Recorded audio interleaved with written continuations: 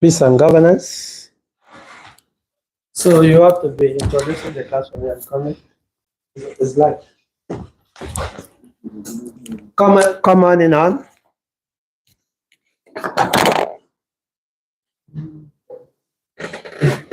That's introductory statement.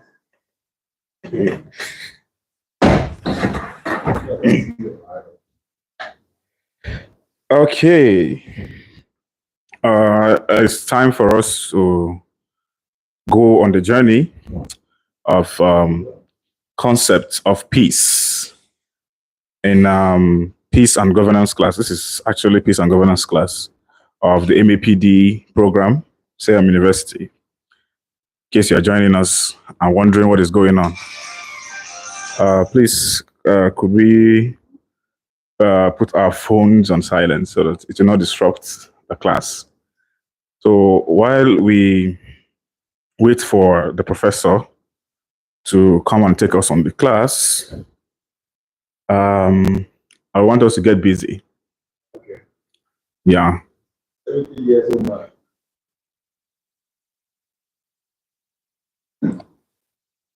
Okay, so please, can we pay attention, please? Okay, some of us are actually following, but we're here. So if you're following, you can just put it on silence so we can flow with the class. Okay, so come on in on. We are about to start our class on live. We are live. Come on in. We are live. Is it back now? Yeah. Okay, so what are others? So we can start. The concept of peace, the concept of peace, the concept of peace.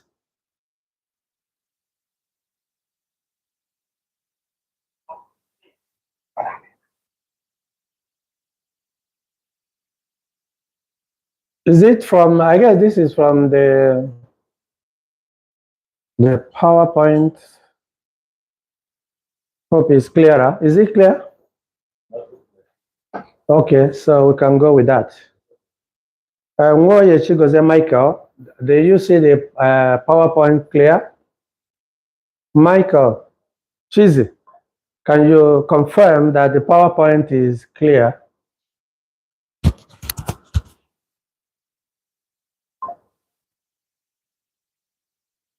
Chizi, are you there? Can you just confirm to us that you're from your side, from where you're joining, that the PowerPoint is clear?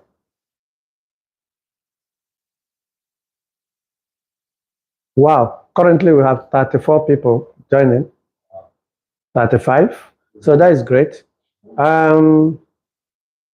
So who will make sure that if I change the slide that is coming? You can do that for you. So that means you have to, you can still be there, but just always be, yeah.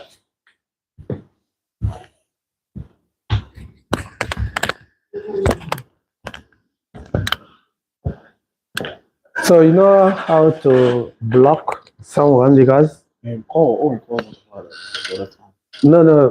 it may not affect, but in terms of someone making comments that are not allowed by the YouTube, just delete it. Anyway, I will be around anyway. Okay, so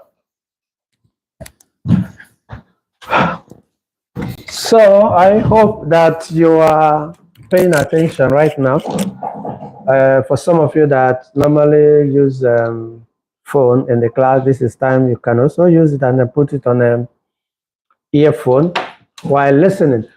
So we are still talking about the concept of peace. The concept of peace is approached differently within the frameworks of liberalism and realism in international relations. Remember how we started this class? We started like a preacher. And then we now entered into academic, just as we are in the academic part of it.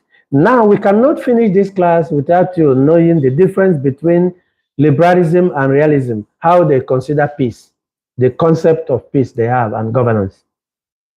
These two schools of thought have distinct views on the nature of global peace, how it can be achieved, and whether it is a sustainable state in the international system. I hope you know what is the international system. This our program is politics and international relations, even though we gave it the name peace and diplomacy. In any university, you can choose any name you want and direct your education toward that particular name you have chosen. So I repeat, the concept of peace is approached differently within the frameworks of liberalism and realism in international relations. These two schools of thought have different views on the nature of global peace, how it can be achieved, and whether it is a sustainable state in the international system. Mike asked question, common good, how can it be in this world of today? The question may be answered here by depending on the school of thought. Liberals, they have different concepts when they talk about peace. And then realists, they have different concepts when they talk about it. Do you know what is liberal and what is concept, Emmanuel Obi? What's the difference between liberalism and realism? Emmanuel Obi, can you help us in a short way? When we use the word liberal, what do we mean? When we use the word realist in international relations concept, what do we mean? In the concept of peace, or Well, no, just generally, whether it's the context of generally, what do we mean by liberalism and realism? I think liberalism focuses on freedom of the people, and liberalism, the term, it focuses on the freedom, open-minded people, people who are not conservative, that you can come in and live in harmony with us. But in realism, the focus is on, I think, on the road of power. They want to be on their own, to exercise their own authority, and the two school of thought, they do not align together, because in terms of liberalism, it is open. The liberal mind, it's open to accommodate the people. Why realism goes to the people who are conservative, people who criticize a little, people who do not see the liberal mind as good, rather they make a condemnation or criticize. Why should you accommodate this kind of thing? Okay, wonderful, wonderful. Emmanuel Somto, what's the concept of liberalism and realism in this international politics and international relations or political science? In a simple way, I would just say liberalism, it's all about cooperation, and it emphasizes on cooperation. It can carry multiple countries along in this context. Why realists is the ones that are more into the national interests. Explaining in this context of international relations. So I feel when you say a liberal country, I would say it's the one that is open to cooperation, which might include, participating with other countries to, arrive at the point. Why a realist one is that one that just, emphasizes. Okay, Collins, thank you very much. Collins, you have been in this class, you have been in this course. What do you mean by liberal and realist? Liberalism and realism. From my own understanding, liberalism, I think, is when you talk about liberal states, like people who everything is free, who talk about freedom. That's who talk about freedom, then why realism, I think, is things, people who talk about the things, seeing it the way it is, that's the reality, the reality Okay. of life. Thank you very much, Dixon. Liberalism. Dixon first. Let's follow on the back seat. Okay. Liberalism, like the word sound, talking about those hinging on freedom, we associate, talking about interdependency, and then they are also hopeful or optimistic for, positivity. But realism, those that they are just facing reality like natural, that there are things that are inevitable. Though liberalists might want the best, but there are things that are just bound. Like when liberalists or liberalism might be talking about peace, optimism for balance. Realists will be telling you that competition is inevitable, power, and striving. Thank you very much. Okay, Smith. Liberalism and realism, the difference between them is liberal deals with freedom. You have your right to do many things. Realism is like the existence of life, to be truth, to do things in the right way. Okay, Shade.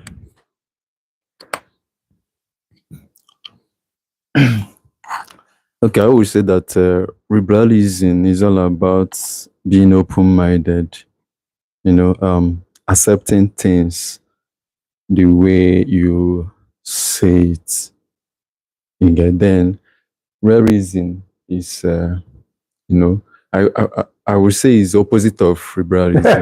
What is it? I would say it's opposite of liberalism in the sense that realism criticized they criticize liberalism school of thoughts. Let me use it. They criticize it, like they fight against being open-minded. They all what matters to them is like being real in their own understanding that this thing should be like this and that's how it should be. Okay. So, Mike. For me, in my own understanding, I would say liberals school of thought is all about, just like Chinedu said, it's about being open-minded, and their idea is live and let live. Like it's a free world. As long as what you're doing is not against the law, or as long as your action is not against the law, it's everybody should be accommodated. While realists, on the other hand, it's a school of thought that believe that freedom should be limited in a way, because the excess freedom, according to realists, is a problem, and they believe that freedom should not be, everybody should, they see things and say it the way it is. Okay, so Emmanuel Obi, are you a realist or are you a liberalist?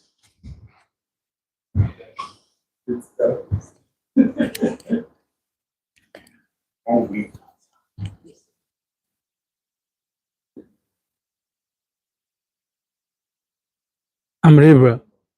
Huh? I'm liberal. You are a liberalist? Yeah. Michael, are you a realist or are you a liberalist?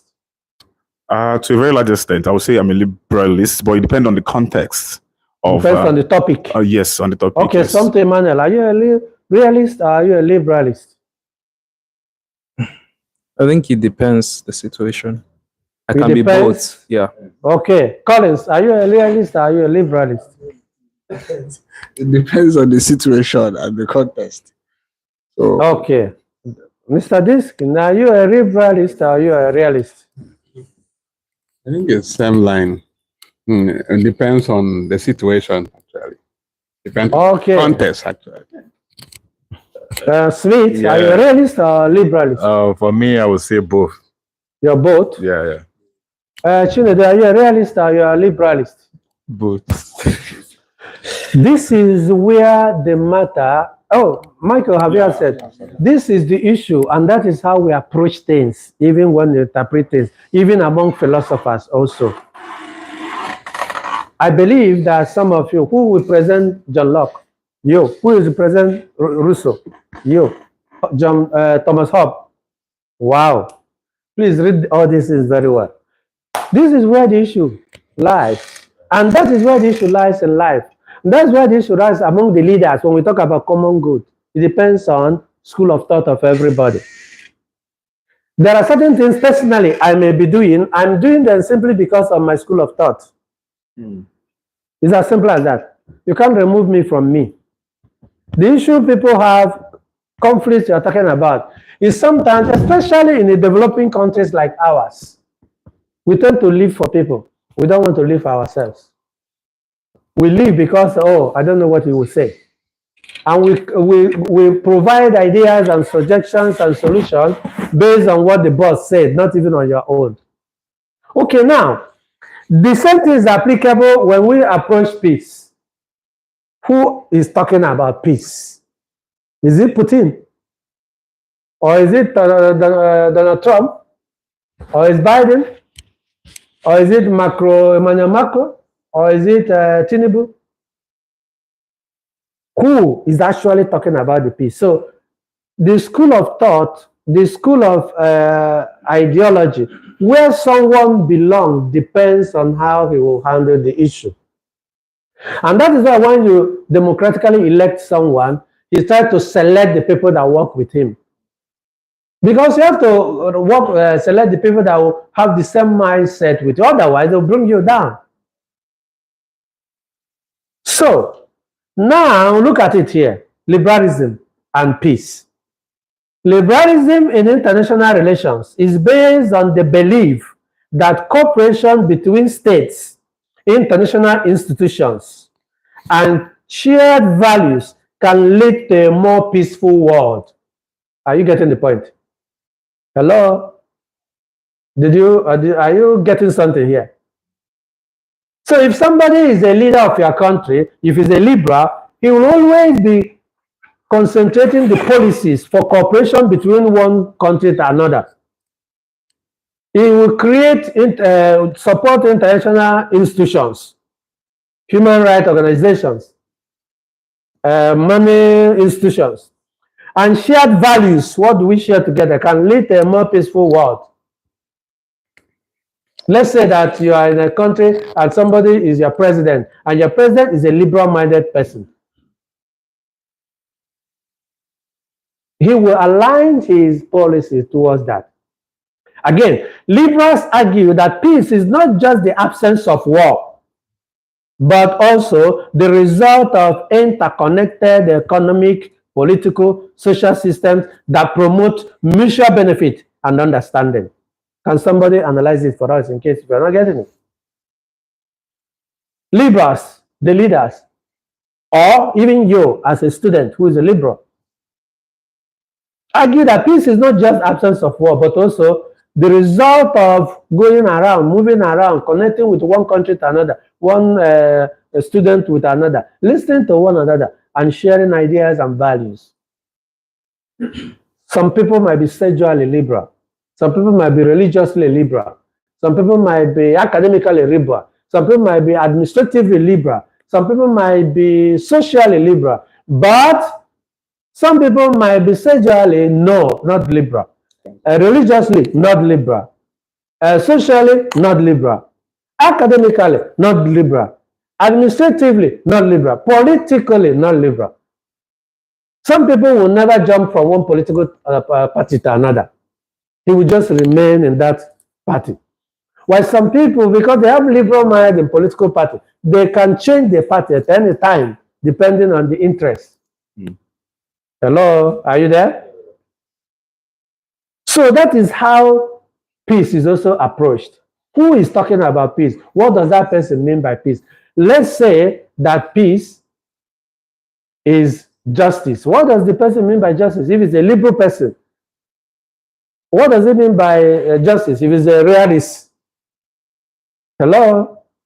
These two concepts and more of them, you must understand it in this department. Otherwise, you get a degree for nothing. Because how you analyze things depends on your school. Myself, how I approach things depends on my own area. My approach to life, my approach to issues. There are some people that you tell certain things. They say, oh, this is a taboo. And there are somebody you tell the same thing. He smiles over it and considers it as part and parcel of life. It depends on you. So that is how you also interpret things, even if you become a politician. So that is what we are moving on. Key aspects of liberal perspective of peace. Democratic peace theory. Democratic peace theory. Do you understand what this means? One of the most prominent liberal ideas is democratic peace theory, which suggests that democracies are less likely to go to war with each other. Hello? This country cannot go and fight with this country. Can you remind me one of the democratic peace theory countries, or if I may use the word, the bloc in the world?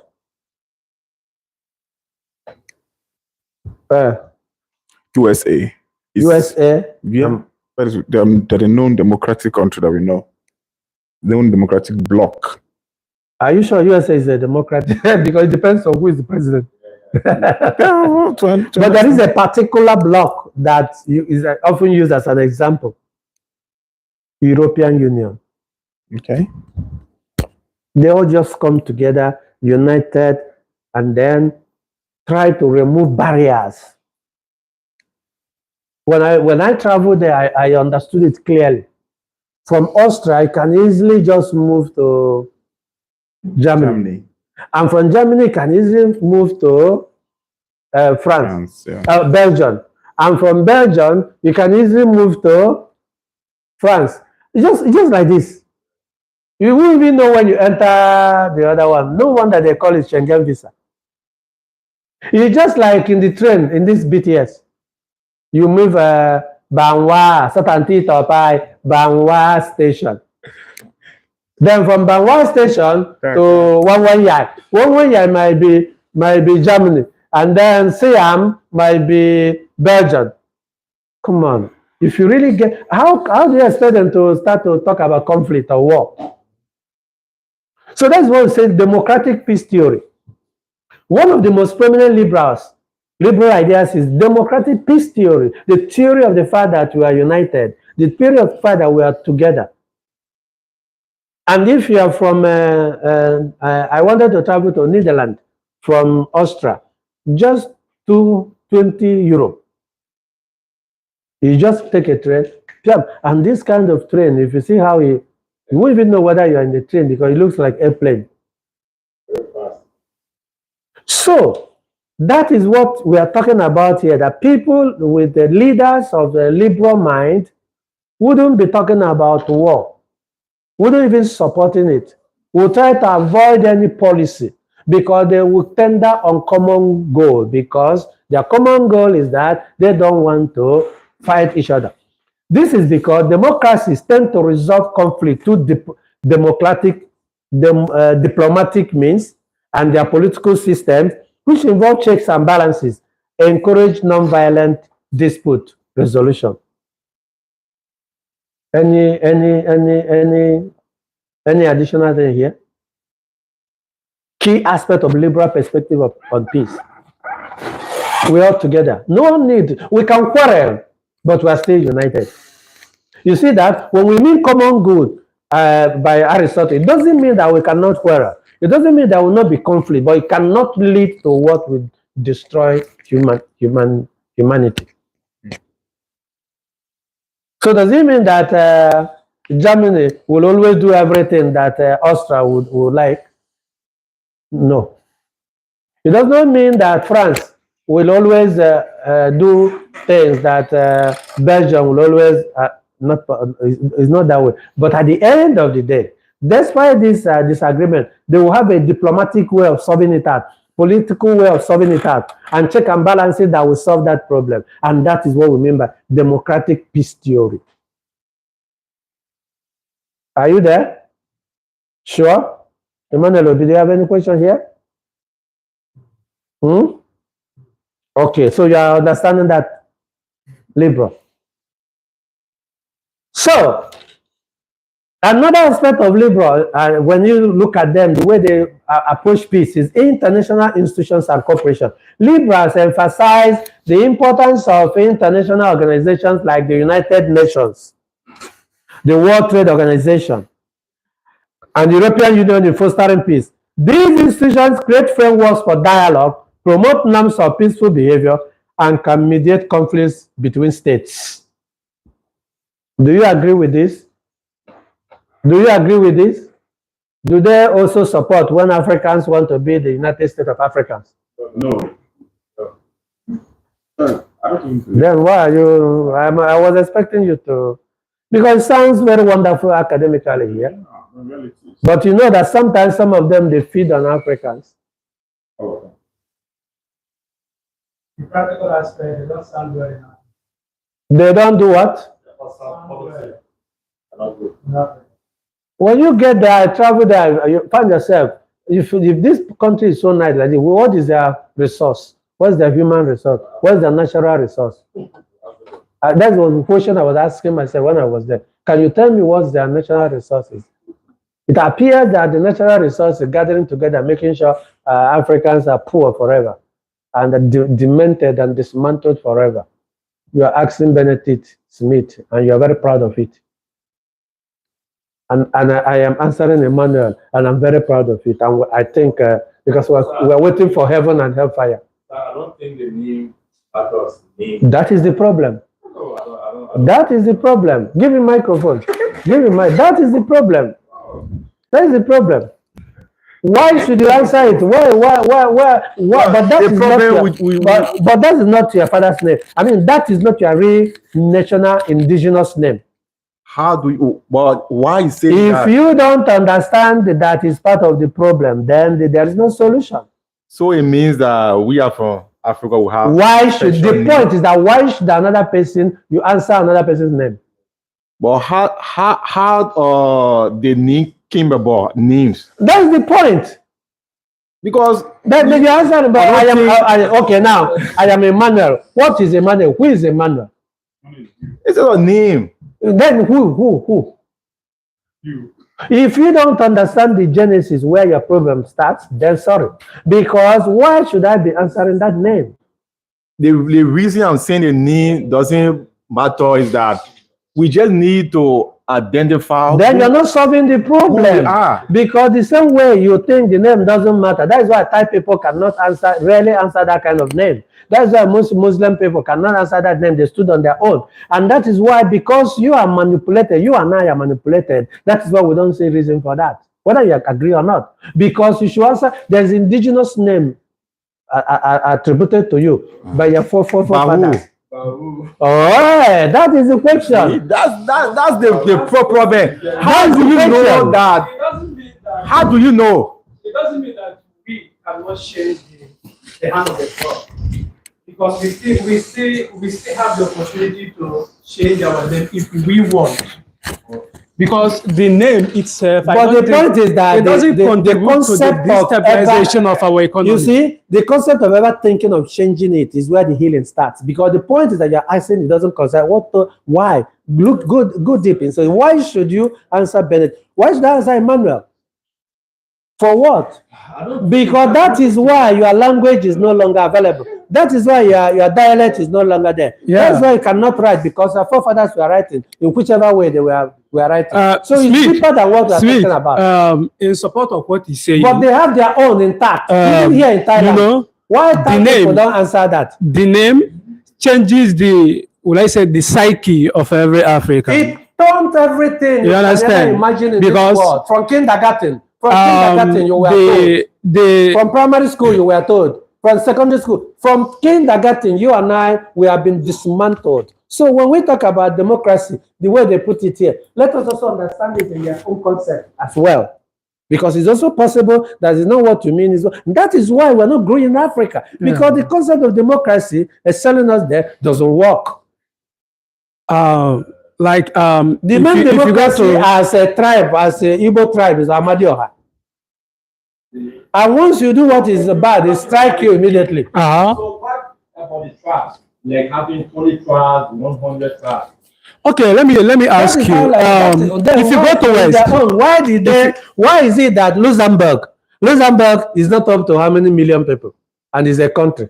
Yeah. Why is it that Belgium, how many, Google it, how many thousands of people is a country? And why is it that even the country talk about Biafra, when they are fighting, it cannot be allowed to be? And other developing countries, when it matters, go and think deep. Okay, because that's where education starts. All these European countries, go and check how many, check their population. And they are countries. They are nation states, and they are feeding very well. Now, please research very deeply where their money resources are coming from. Please check.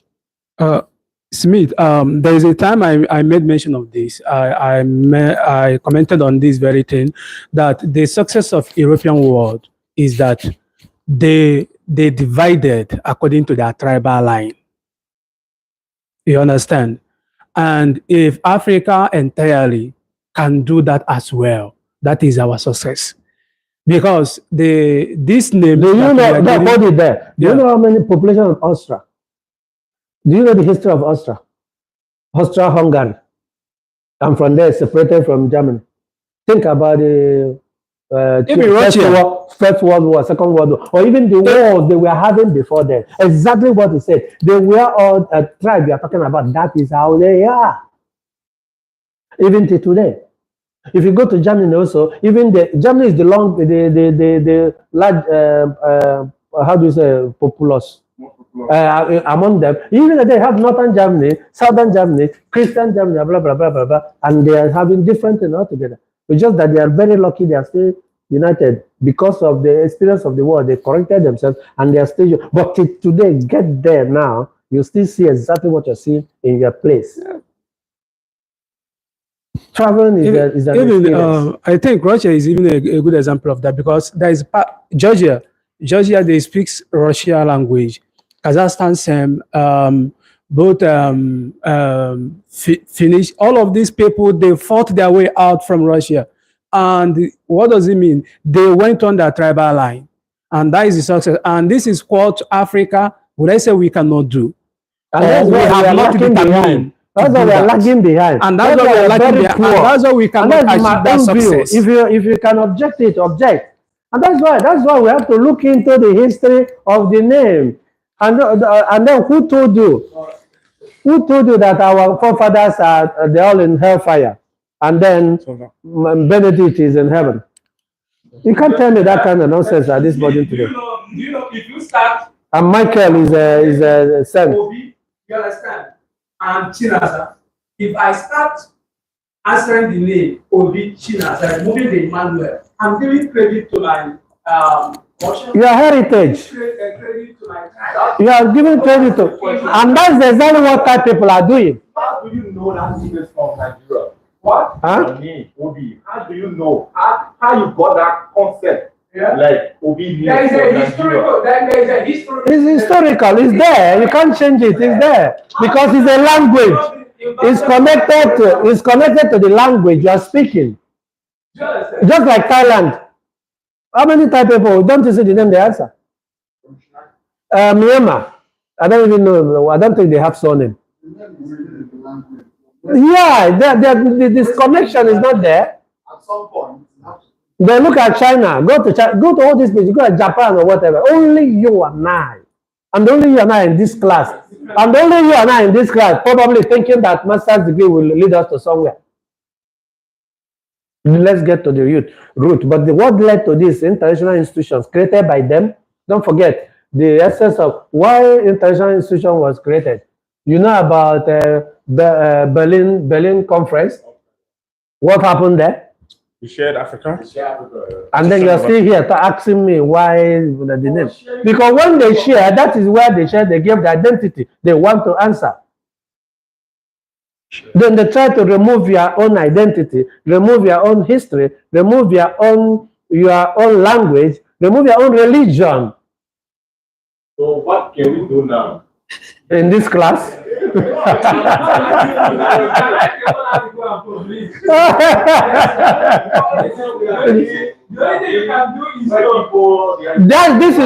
is critical analysis, not blame. It's a critical analysis. Sometimes we should be even ashamed of that. Dr. Emmanuel, and so what? Dr. Emmanuel, and so what?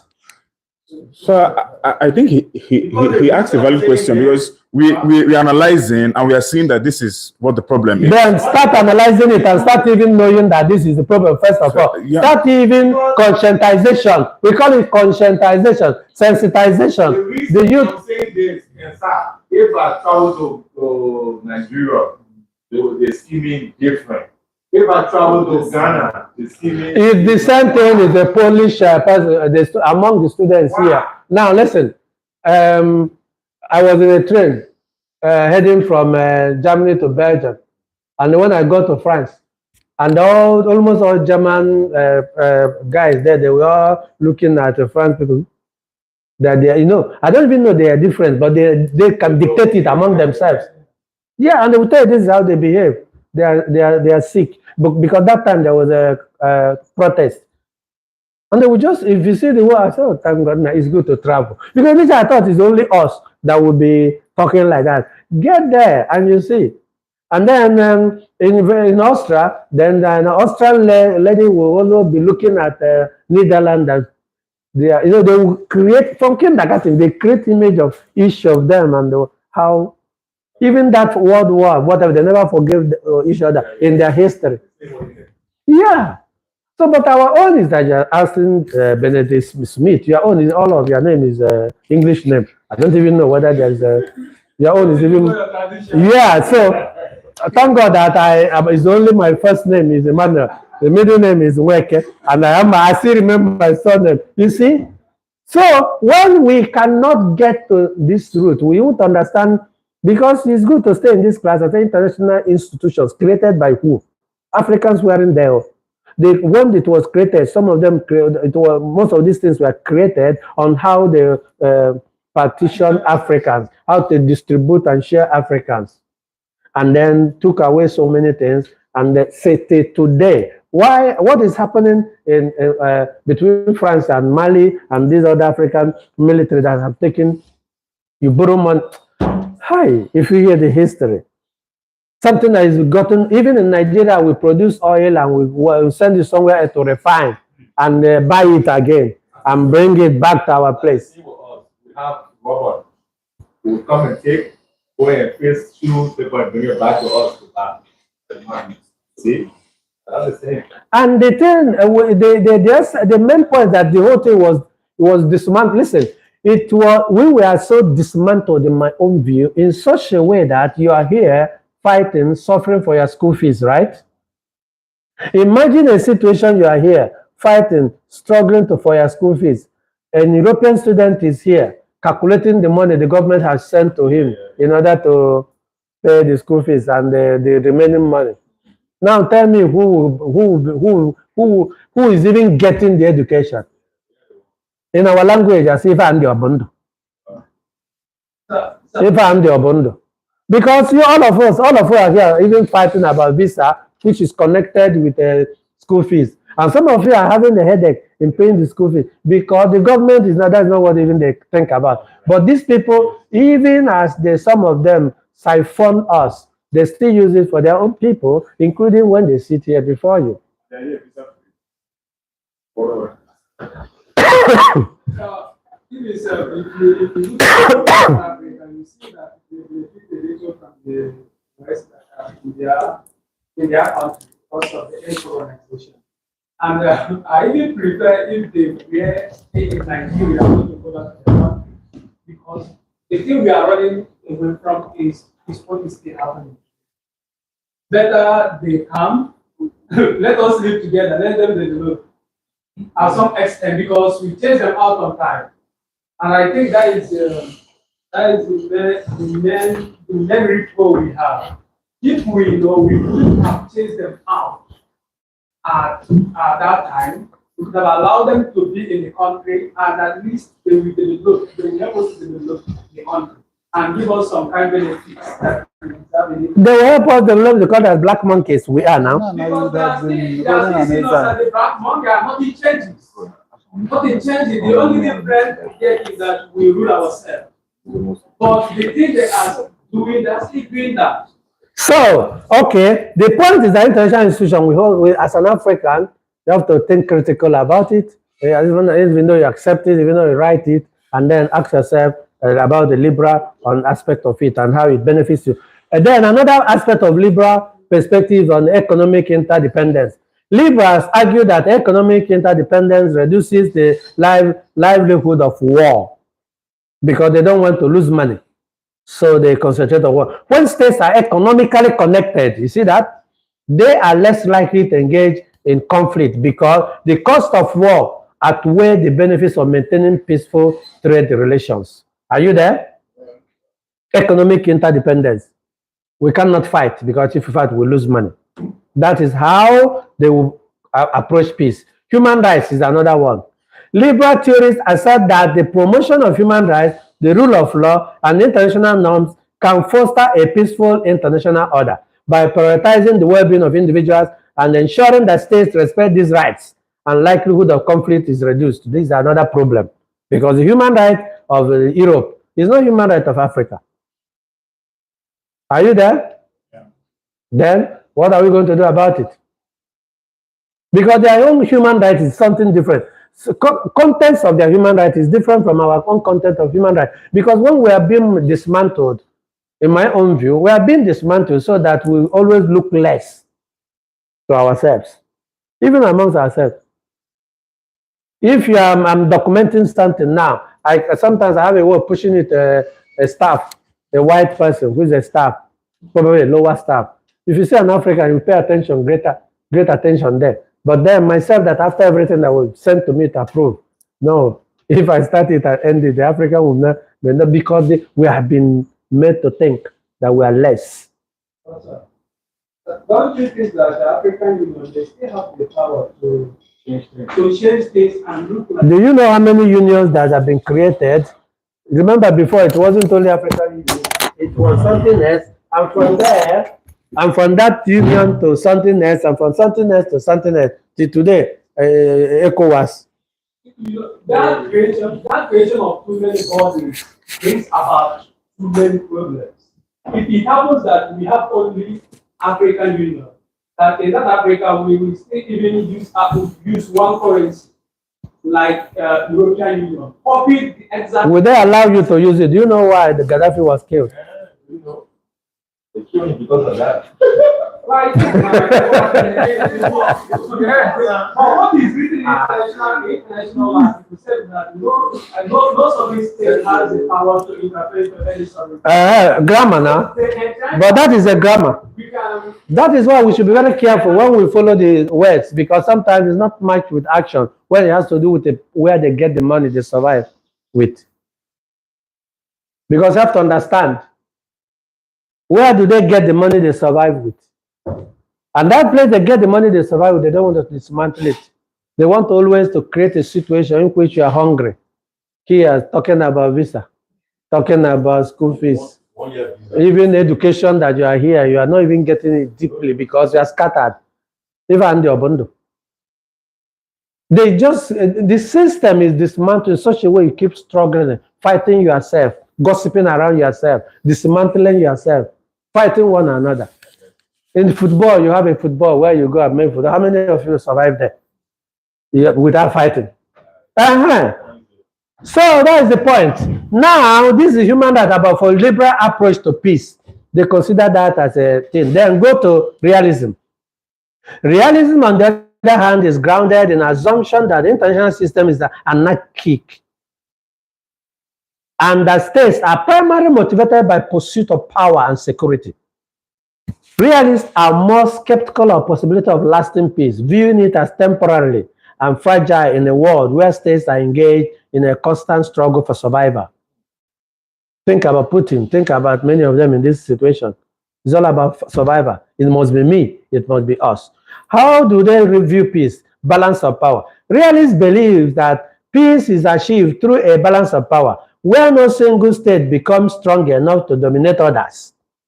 A balance of power helps to maintain stability and prevent any one state from threatening the security of others. However, realists argue that this equilibrium is often fragile and can break down, leading to conflict. Balance of power. There's no state that will be stronger than the other.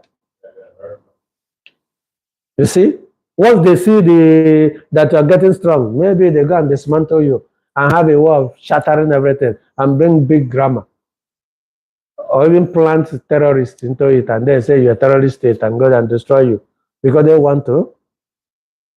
I think African Security dilemma. And the next thing about realism is that security dilemma is a central concept of realism. It poses that when one state increases its military capability to enhance its security, other states interpret it as a threat and respond by building up their own military forces. This creates a cycle of increasing tensions, even when no state intends to provoke conflict. For realists, peace is not guaranteed, as the international system is inherently unstable due to this dynamic. Are you getting the point? You see how they see peace? Peace is when I invade you, when I think you are stronger, when I think you have a weapon of mass destruction. I have mine, but I'm thinking you are building your own. So peace is good and dismantle you because so that I will be at peace. Because having you there is a threat to me. That is a realist. Are you there? Human nature and conflict. Realists are often skeptical of the potential for peace because they view human nature as inherently competitive and driven by the desire for power. According to realists, thinkers like Thomas Hobbes, who will present Thomas Hobbes? Okay, thinkers like Thomas Hobbes, human beings in state of nature are predisposed to conflict, and this tendency is reflected in the behavior of states in the international system. I am Monica Yago. I am Monica Yago. The theory of Thomas Hobbes is really what is ruling the world now. That is the way you perceive it, but another person will say it's more of John Locke. Because if you look at the balance of power in the international community, you see that there are points of power who will exercise more of power than the other. Yeah, in some places, and even, but the point is that the yardstick we are following today is actually from John Locke, if you ask me. Educational system we're following is actually from Rousseau and all of them. You know, they are picking it here and there. Sometimes they pick this one and leave this one. And that's why in America, have Democratic Party, Republican Party. Sometimes they stand as one of these ideas dependent. So human nature is there. So for realists, human nature is very wicked. As if people are looking at me, you're very wicked. And I'm wicked too. As if people are looking at me, you're very selfish. I'm selfish too. Everybody's on his own pocket.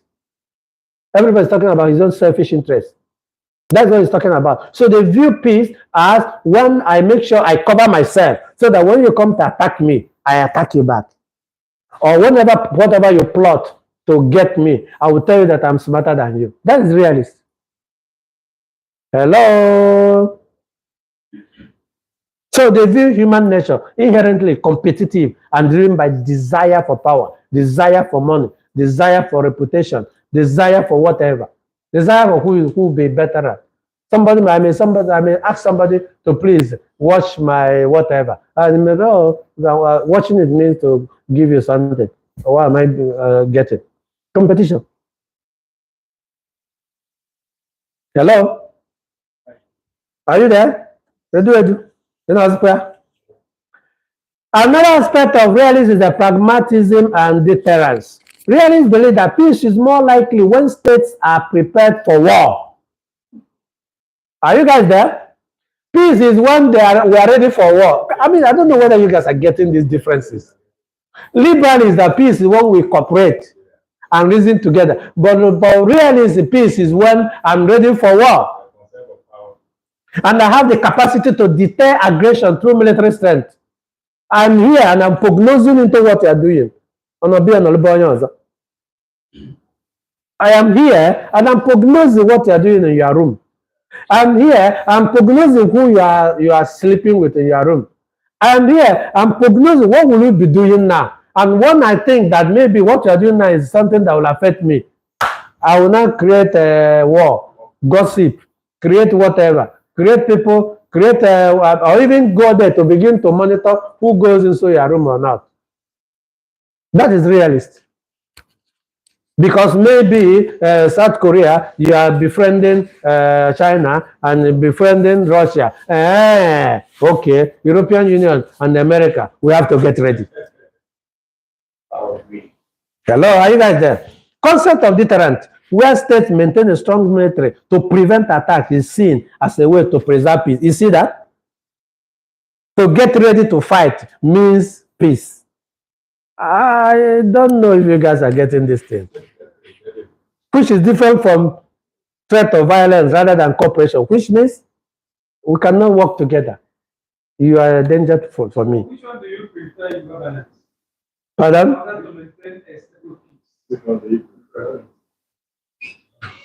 Which one I did what? You prefer in governance in order to maintain a stable peace. That question is very critical, very dangerous. I don't even know how to answer it. But I'm a liberal-minded person. I am staunch liberal. So I should think that liberal is the best for me. That is because of me. Okay. So for example, if I become a leader tomorrow, I will be looking for cooperation. But you know why all these people who are realists is that they don't know the mind of the people they want to welcome. You cannot study their It's an approach. It's not that they don't know. study their mind. It's an approach. So you know what I have in mind. You may be. Are you on mic? You may decide to free up your mind so you can. Are you on mic there? No. So which means nobody is listening to what you're saying.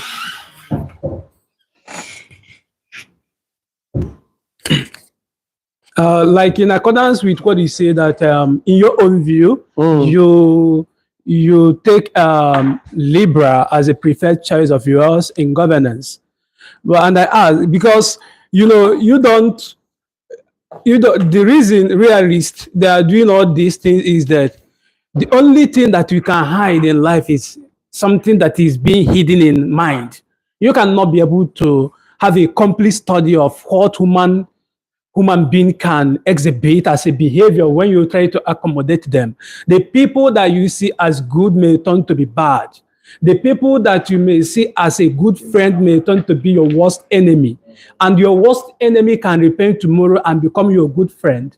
That's why the dear realists, they are not trying to put, use force to maintain stable peace, but they are trying to be conscious of people coming around them. In international relations terminology, they are using force.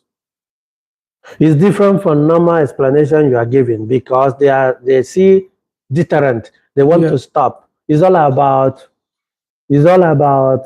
fighting. It's all about competition. It's all about no. If I allow this guy, he will be just like a father thinking that the son will kill him if he doesn't kill the son.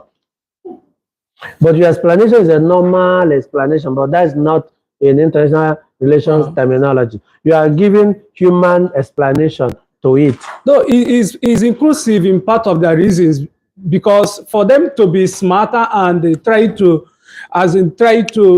study the mind of the people they are. You are just explaining like let me just a normal explanation. But the point is that in international relations, it's all about fight.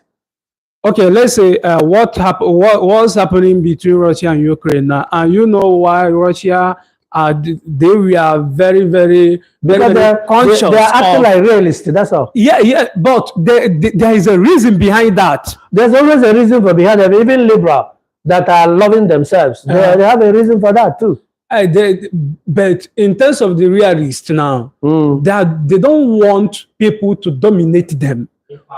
You understand? The dominism in there is what they are afraid of. Which every human being, in natural sense, liberalists want to dominate together. You understand? Understand the difference. Liberals want to dominate together, cooperatively. That is the point. They want to do that, but cooperatively. Like we are all together here, want to do it as a synergy. And you come on about but it doesn't necessarily mean that they are not, just like you see, an offense for once is an offense for others. The European Union. If you touch one person, you have touched the others. Are they going to keep quiet? No. So they are still used force, but the point that their own force is not from the point of view of single state. They are mostly connected from the point of view of cooperation, gathering one another, and what is it? Like taking money from the World Bank and they give to Africa to tell you what they want. You know, even in Africa, between Africa and West now, you will see more of realists there, because I will say why they don't want Africans to grow is that they are afraid of what Africa that would be that is a different interpretation. That would be a very nice one too, because even as they are cooperating, in my own view as an African, I will see them as a realist, all of them, when it has to do with Africa, because they don't want to come up. Gaddafi, see how they dismantled Gaddafi. What do you call that? But you know, see how they killed Gaddafi. What do you call that? But do you think if African leaders, they come in a round table, remove sabotage? They always try to do, but because of this, their liberal, realist mindset, they always penetrate with opposition and then achieve their goal. If I give you 100,000 baht now, clear your school fees now, wouldn't you be clapping hands for me and seeing me as a godsend? And not to see what will be a lasting solution. That's general thing. That's actually the lasting solution. Human nature is that. That's why I'm talking about human nature. To someone by lasting solution. It is easy to say it in this way, but the main thing, when you have been conditioned the way they are conditioning us, when they are conditioned the way they are conditioned, you understand why they succeed. I even think that Africans, we are afraid of death. We are afraid of death. Because we don't want to wage war, because we believe that there is heaven and hellfire now. If we come up, they have used Christianity to dismantle our society. We now go back to what I asked Smith. You understand? Because if you go, the Europeans, I'm telling you, they are not afraid of death. Dismantling their understanding. They are not afraid of their belief system. Dismantling their religion. Dismantling their value. So much so that we are there waiting for heaven. We are there waiting for heaven. Don't forget, all of us sitting here, our parents who are Christians, they're all in the church, they're all in the chaplet, they're all in the chapel. They're all waiting for heaven tomorrow. And these are the people that gave birth to us. What do you expect from me? Even myself talking like that, if anything happens, that is Jesus. I will just shout Jesus, as if Jesus is there to do anything. That is the fact. That is the thing. And the people that gave you that thing never believe till today. I am in my class of the most European students. None of them said he's a Christian. And they're living better life. And they're living the heaven we see today on earth. But you and I are hoping for that particular one. Remember what we used to sing? Jerusalem, Obodo Bosama, happy home. Jerusalem, maybe this one they are fighting over there. Or is there another one? They will tell you there is an imaginary one because they have English to deceive the people. We were singing it now. Jerusalem, Obodo Bosama, happy home. Even when somebody dies in our Igbo dialect. Ojebego Jerusalem, Ojebego Jerusalem, Ebende de Mane, Jerusalem, Obodo Bosama, happy home. Maybe Jerusalem is the one that Trump went the other day and then recognized as Israel or whatever, capital, whatever. Is it not the one they are bombing? And we're calling the God of Israel. And yet Israel are producing bombs on themselves, hoping for America to supply them something, to kill the other people. And you and I are in Africa, hoping for the God of Israel. What? But indirectly, God of Israel is God of vengeance. You know. It's God of war. Yes. If that, listen, bro. If God of Israel, let me tell you, if God of Israel, we are worshiping, we are praying to, is really in reality. The Africans in totality would have possessed with the heart of war. Most of you here are Igbo people, right? You are only you are not Igbo. Anywhere, and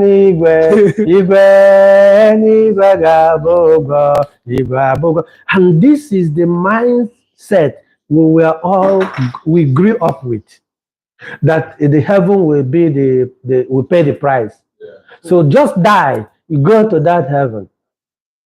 Can you see the mindset your mom came from and our parents came from? The same thing applicable to all of us. Sometimes I go on the Facebook, you see the children of Africa, they are praying in a prayer house or block rosary, while the Chinese and Japanese and the internet, and then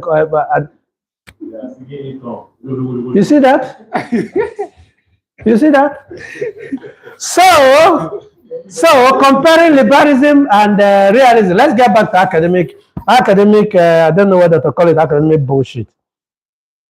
Comparing liberalism and realism on the peace approach to conflict, liberals are generally more optimistic about potential for lasting peace through cooperation and institutions like UN, etc., while realists are more cynical, seeing peace as temporary and dependent on maintaining a balance of power and military preparedness.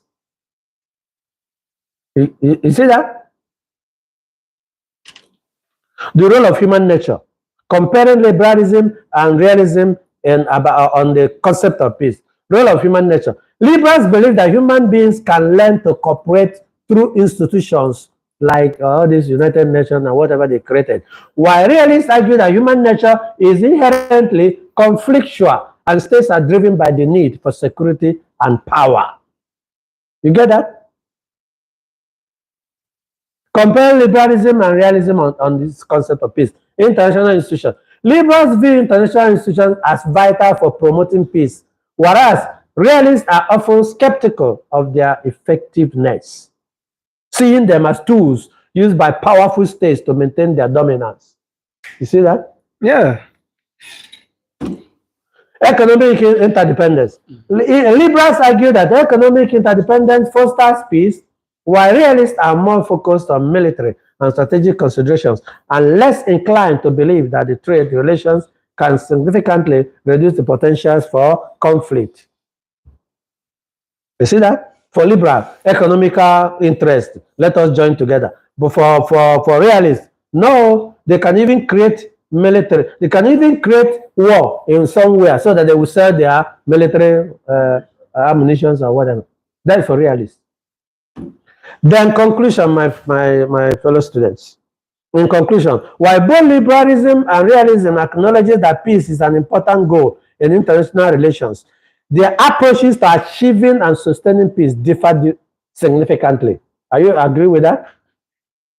Liberals emphasize cooperation, institutions, and shared values as pathways to lasting peace, while realists focus on power dynamics, military deterrence, and the inherently anarchic nature of international systems.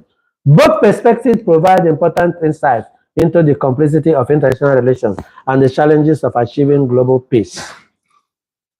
Well, you know, with these two schools of thought, I don't think peace can be achieved because they came with different ideology.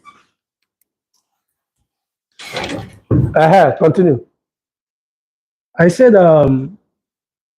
with this school of thought, I don't think we can achieve a lasting peace in the world because the both came with different ideology, cooperation and confliction. It depends on what you mean by the word. Because What at large? currently the world is at peace. How do you say the world is at peace? Yeah, you cannot, because of the war here and there, then you judge every If war. we employ the Are you not inductive or comfortable? deductive- Are you not inductive- comfortable in Thailand? Is Thailand at war? It depends on what you mean by the world. That Thailand is in peace and some other place is at war doesn't mean. It doesn't mean that if other place place is at war, doesn't mean that the world is at war. That is using deductive argument on this, and you know the both can go inductive and deductive. You know. Well, whether inductive or according to the statement, you cannot just generalize.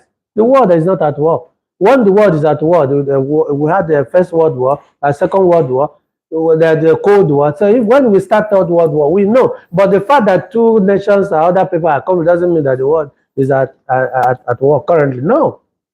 International relations students don't say like that. That's not the correct interpretation. So, but the basic thing is that the concept of liberals see peace as let's united, let's work together. But realists believe that peace means one is in charge. That's the point I want us to understand. Yeah. So any other contribution for today? So what do you understand in this topic right now? Emmanuel Obi, can you summarize this particular topic?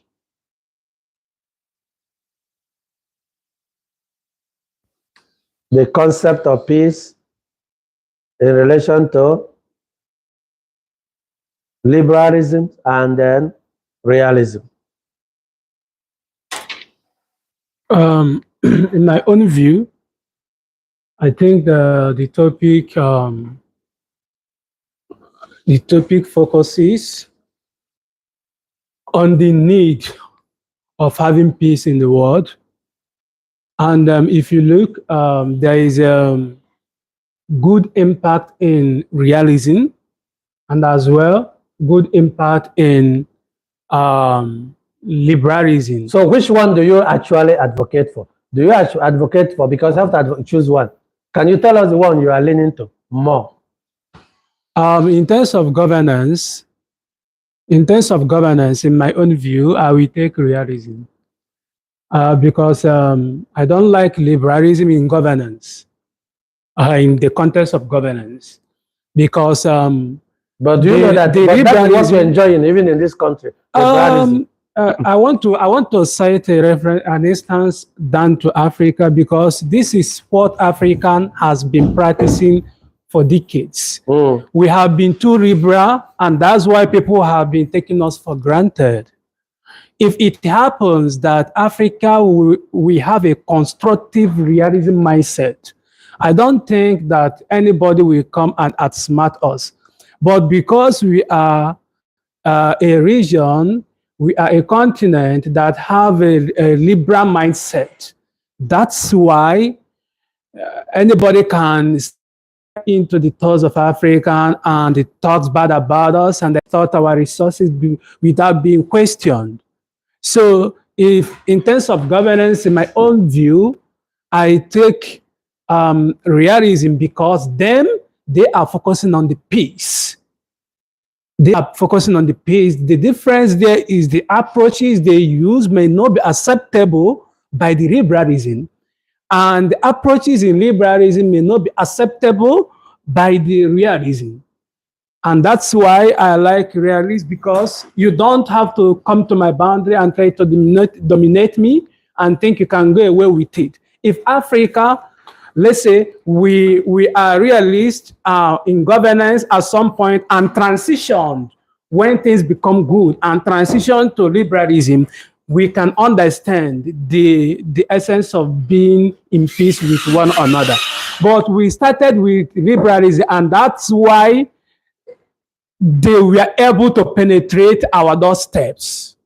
If it happens, we are smart enough to close our door and have, something on hand to defend our door as well. I don't think that what is happening in Africa today will be a continuity as it stands now. Because what failed Africa is more of being liberal in nature. That's why they were able to penetrate our doorstep. If it happens, Africa, we are realistic, I don't think the West can be able to penetrate our doorstep, because having it in mind that when I come to you, you have something to, to wage war with me, because self-defense is not a crime in international law. They enshrine it there. So you have a weapon to protect yourself. You are realist. You don't need any accommodation from any angle. I don't need you. You go your way, I go my way. I use my resources the way I want it. But because of the liberal mindset of Africans, we were able to be penetrated in our door. Thank you. But are you really aware that our parents were realists? They never wanted these people. Are you aware they never wanted them? They forced themselves.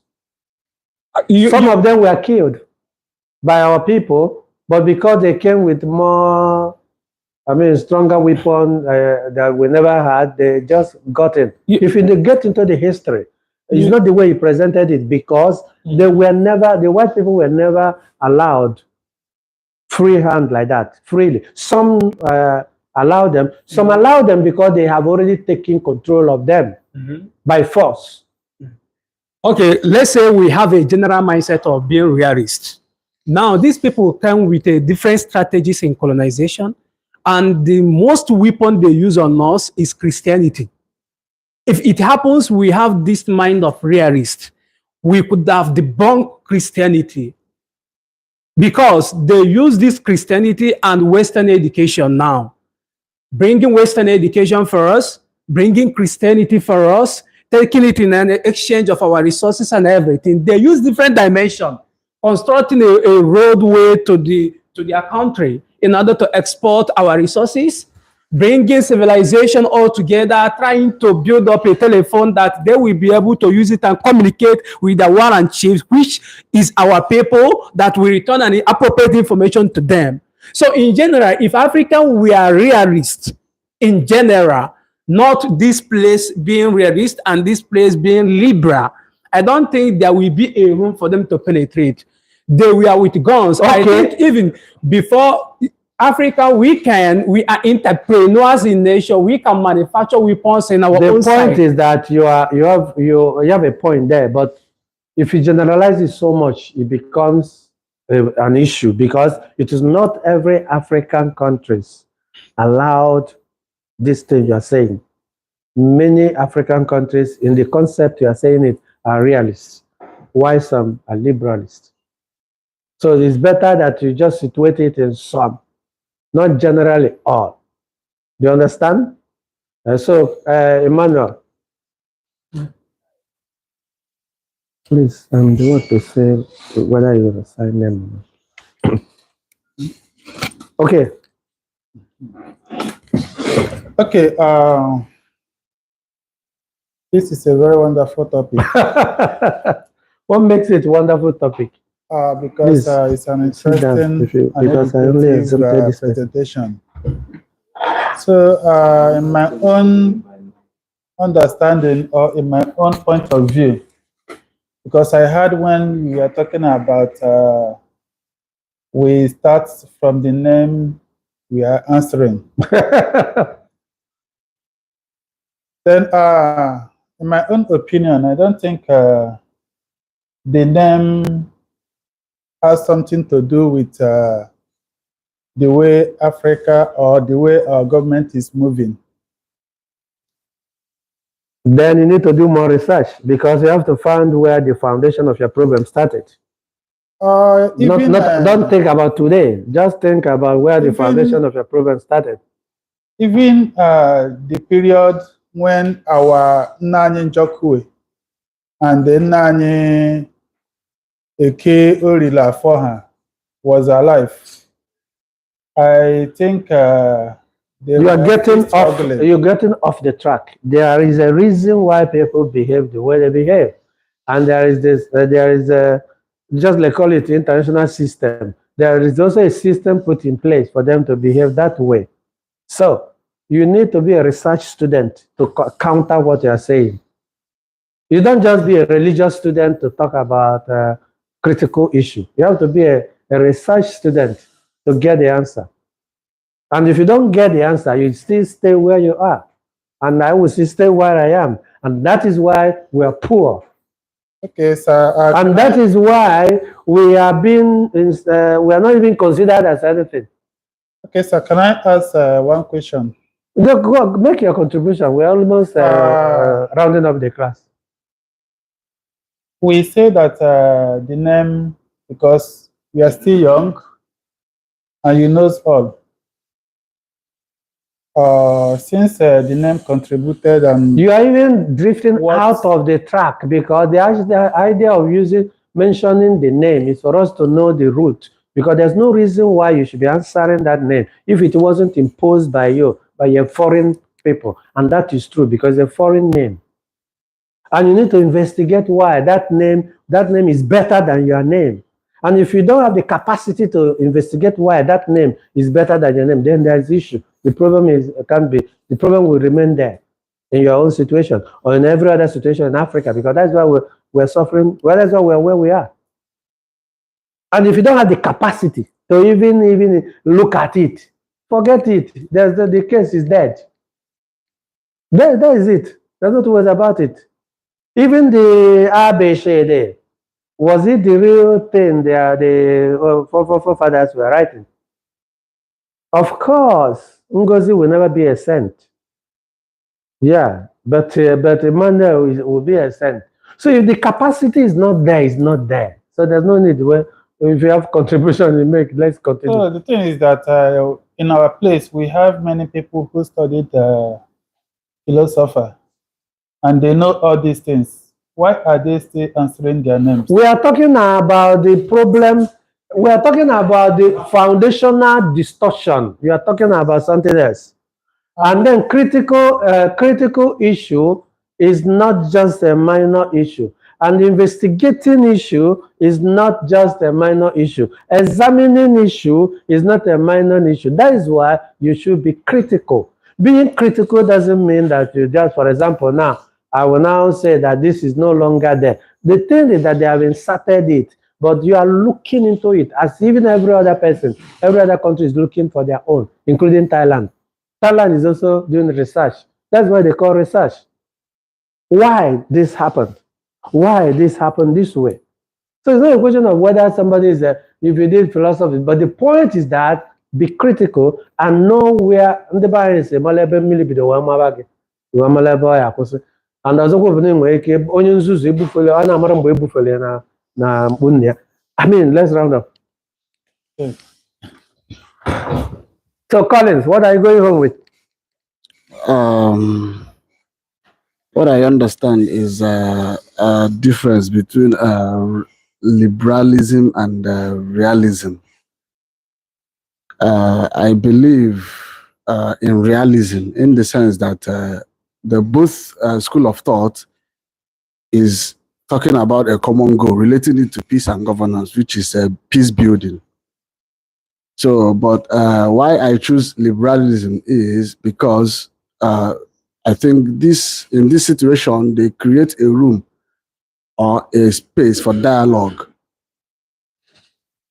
where in the sense of realism, they believe in war, maybe sometimes through their military strength, but their common goal is still achieving peace in the society. So okay. I believe, in my own view, I think I go with liberalism. Yes. Liberalism. Okay, Doya, any comment?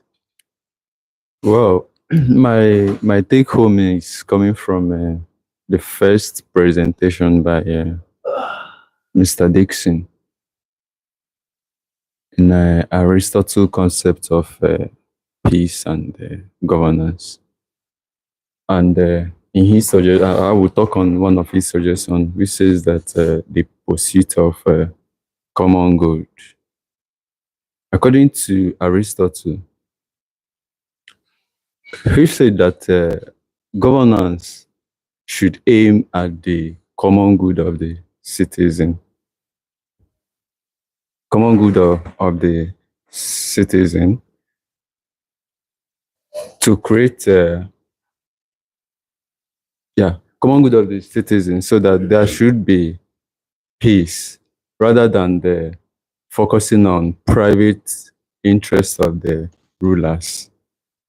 And again, he said that policies that prioritizes the well-being of the citizens create a well sense of unity, thereby reducing division in the society. Thank you. Okay, so over to you, Mr. Smith. What are we going home with? It's not easy. Okay. Firstly, I want to say this school of thought is talking about peace, but it's not meant for peace. Because if you say liberalism and realism, they are for peace, I will disagree, because they have different approaches. The liberalism, they always come to cooperate, and coming, they are also bringing their own policies and interests. Okay, for example, Liberia, Nigeria taking money from IMF loan,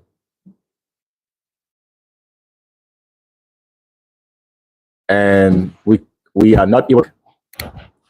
So, and it's also not helping Africa. Taking money from World Bank is destroying Africa, because if we take the money from the World Bank, we are not using it for the right purpose. We are using it among ourselves. The president, representatives, senator, they all take the money and do what they want to do. Okay, so that approach is not good. Then if you look at realism, they are more concerned about dominant power. They don't want nobody to be greater than them. If they see China is growing, they will be angry. If they see Russia is growing more than them, they are angry. So where is the peace? Where is the school of thought saying they are peace? There is no peace. Because if you saying you are a man of peace, you should be able to see people growing or someone growing. Let the person grow positively, but you shouldn't be angry. For example, I can recall 1998, Charles Taylor got in power because they already got a concept, like he wanted the country to be independent, not taking money from them, not to depend on them. So from the day he got in power in 1998, they brought war. They started a war from in the village. 1999, the war was still on. 2000, 2001, the war entered Monrovia. So that approach was based on realism. They said that Charles Taylor was controlling Sierra Leone. Charles Taylor was controlling Guinea. Charles Taylor was controlling Ivory Coast. You see, that the approach they brought on Charles Taylor, false accusation, just because he wants to make his people to be dependent, not to depend on the Western. Grow our own food, eat our own food. We shouldn't import anything. So they brought conflict, saying that Charles Taylor is supporting rebel in Sierra Leone, in Guinea, Ivory Coast. You see, then we have Nigeria, Ghana, all of them, they didn't support Charles Taylor. Ivory Coast, all of them, they left from Charles Taylor, they supported the US, the UK. They said, oh yeah, it's true, he wanted to support Sierra Leone. They brought false accusation on Charles Taylor. Till today, they came, they sent him to the Hague. First, they sent him to Nigeria. Nigeria played game with him like, oh, you can go. They told Charles Taylor to go. While going on his way, at that time, it was George Bush. George Bush just made one call to Obasanjo. Just one call. You see? So tell me, if you are talking about Africa to unite, how can we be strong? We need to look at all these things. We need to look at these two approaches. They are not good for us. They are not in line of peace. Because if you give me money from the World Bank or IMF, you give me money, you are telling me to pass gay right. If you pass gay right, I will give you more money. Amount of money. Is that peace? And if I say no, you go on the news, you talk false accusation about me, and you also post sanction. You see, so they are not in line for peace. So Africa, to you, it might not be peace, but to someone else. yeah, because they are the one who is benefiting. And you're not benefiting. Yes, Africa is not benefiting nothing. Nothing. This situation is very hard because we are talking about millions of people. For us to have the same goal, I don't think, because, for example, Gaddafi was a light for Africa, but we didn't see that. Because we had OAU, we have ECOWAS, all those organizations, they are controlled by the US, UK. So, France. So all of them, they didn't support Gaddafi. They was looking at, he wants to be the head of Africa. Okay. Now, even in, because sometimes I try to be very practical. Even in this Thailand, all of us are studying. Do you support an African if he's in charge? In charge of what? In charge of anything, even if you're football. Yes, I support. Because because that's how to implement it. Because sometimes we tend to push something to someone else. But if here right now, if you are, I know that you're a footballer, do you support African if he's in charge of you in the football field? Okay, let me because that is. I'm not saying you don't, but I'm just trying to let us see where we have been dismantled, even till today. There's no need pushing it to the leader, because here and now, I can give you evidence that sometimes most of us, we don't. And then in this common simple lifestyle, then imagine if the person becomes a leader of a country tomorrow. You expect him to not to join to kill an African. Yeah, it happens. We had a soccer group. We used to play in Nigeria, Ghanaian, Liberia. Everybody used to come to play. No, we used to like one team. We used to play. So the head of the team was Baba. I think you know him. Baba, okay. Baba was the head. just because Baba is I know how do you call it, the trap? I know Igbo or is Hausa. Baba is Hausa. Hausa. Just because he's that trap, the Igbo, Yoruba, they don't want to take instruction. But then, even if Baba is an Igbo person, there will still be the issue. That is the point. Yes. Am I not an Igbo person and I'm in charge of so many things here? How many of them recognize what I do, and yet they feed them, they use me to get whatever they want? Sure. So it's not a question of tribe, but the point is that the mindset has been, we have been dismantled, and it started from kindergarten, started from primary school, started from secondary school, and we tend to think, even in your country, when we see white people, we rush over them. They are sent. Yes, they are God sent. Even in Nigeria, you see white people, you rush over them because they are the mindset from kindergarten, primary school, until the university is that everything from the white is better than the other. I was even part of those who acted as a Bloc Rosary leader, where Angel is a white, while the Satan is a black monkey with Satan, with tail, you know. Yeah. I also was a leader. Well, I was also a leader doing this kind of rubbish and nonsense. So when we finish acting, the angel will now come with a white cloth, a white cloth. But the Satan is the one that is a black monkey. Jesus. You see? You see, I'm talking about me, the one I committed. And there are people still believing that, because when you want to dismantle people, go into their religion, go into their understanding, go into their mindset, go into their system, dismantle everything and shatter it. Yeah. And we are answering them, we are asking whether That's what the they name, did. we are talking whether the name, what connection has the name. But if you don't know where your problem started coming from, why would you end it? How will you end the problem? We're not talking about today. We're talking about what had happened that led to what you and I are carrying along today. And that's why we are here. Almost all of us are dejected. Almost all of us, including me, frustrated. We don't You can't support each see that other. from the Chinese. You can't see that from the West. It's there. Because the system, and they are bearing their names. But I'm not trying to use name as the main thing. That's not the, I'm just only little part of the thing, but it's also foundational. Okay, So summarize. now we are using cell phone in Africa because of Gaddafi. But see, we allowed them to kill Gaddafi. Then we are talking about Africa with us Just as we kill one another every day. every day. If you're in charge of them in football, they will be killing you every day Yes. among your footballers.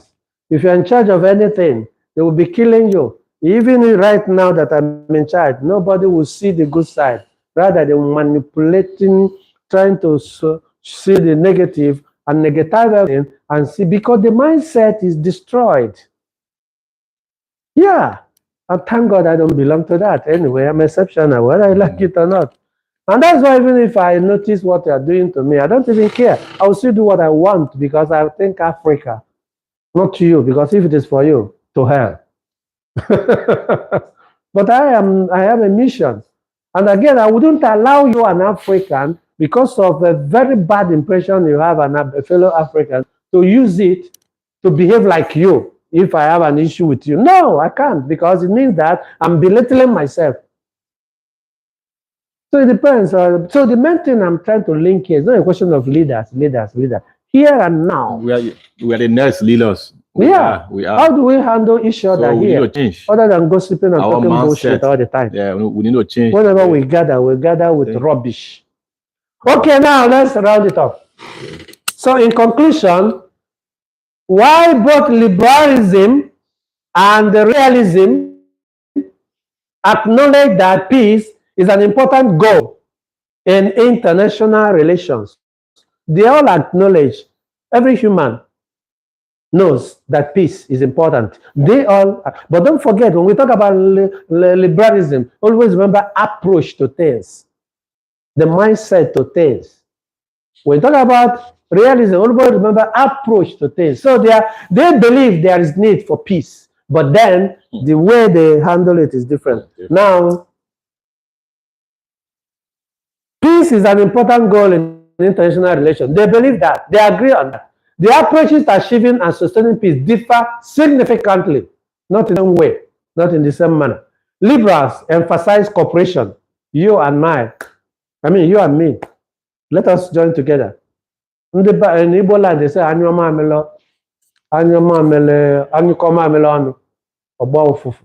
which means we team together as a synergy to get something done. That is what liberalism will say. That when that is done, then that is how they view peace. That will get to peace. They also believe in institutions like they created United Nations, created where you borrow money, created banking system, created health organization, where you can take care of one another together. Probably we contribute money and get something. Let's say, for example, there was a time in this university I'm using what we call collective African package system. If this person gets a school fees, if he's not going for visa, probably I will use it for another student who is going for visa but doesn't have money. Just created as a kind of system that will make and allow everybody to work and then get to the goal of the person wants. So, liberals also talk about shared values. What do we all share together as pathways to lasting peace? maybe human right. If somebody decides to use his body for anything that he wants, why should that be your problem? If somebody wanted a particular style of life, why, for goodness sake, should that be your worry? Are you there? So they shared values together. And why realists focus on power dynamics, military deterrence. Oh, I just like I have a weapon of mass destruction. I don't want you to have it because if you have it, I'm not sure you will use it very well. Therefore, I have to make sure I contain that, deter you, stop you from that. And that is what they see peace to be when they are in charge. And inherently anarchical. So, and the realist inherently anarchic nature of international system. There are all these systems just for some people and not for all. Therefore, sometimes they don't pay attention to it. They want to create their own because they don't know the intention when you created it and why you created it. Both perspectives provide important insights into the complexities of international relations and the challenges of achieving global peace. So the issue is that it depends on who is your leader, whether he's a liberal or whether he's a realist. So thank you very much as we end up the class today. Hope to see you again next week. Thank you, thank you, thank you, thank you, thank you, thank you, thank you, thank you.